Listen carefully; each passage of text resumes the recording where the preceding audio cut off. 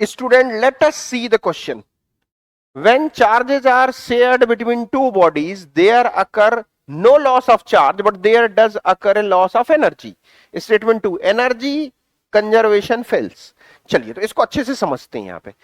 तो जब भी आप दो कंडक्टर को कनेक्ट करते हैं आपस में, इस पे चार्ज Q1 है, Q2 है, इसका पोटेंशियल V1 V2 है, कैपेसिटी C1 C2 है, इनको आपस में कनेक्ट करते हैं तो चार्ज हमेशा हाई वोल्टेज से लो वोल्टेज के लिए फ्लो होता है, ठीक है, और एक दूसरे से चार्ज शेयर होता है, कुछ ना कुछ एनर्जी लॉस होती है, ठीक है, और फाइनली इनका पोटेंशियल इक्वल हो जाता है, ठीक है।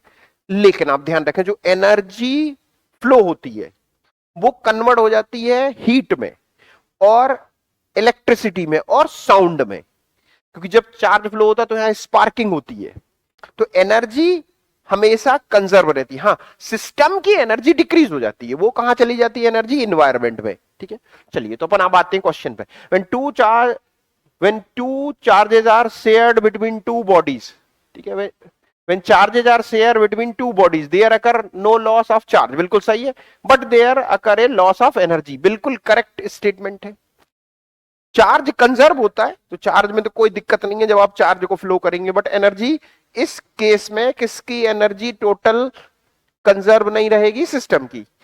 ये कह रहे हैं एनर्जी कंजर्वेशन फेल्स, ये गलत है। एनर्जी कंजर्वेशन का मतलब है टोटल एनर्जी मिला के यूनिवर्स, इसमें ये नहीं लिखा कि एनर्जी ऑफ द सिस्टम।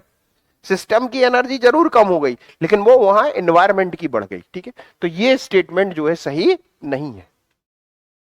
तो statement 1 is correct and statement 2 is incorrect. तो फाइनल जो आपका आंसर होगा वो बी होगा।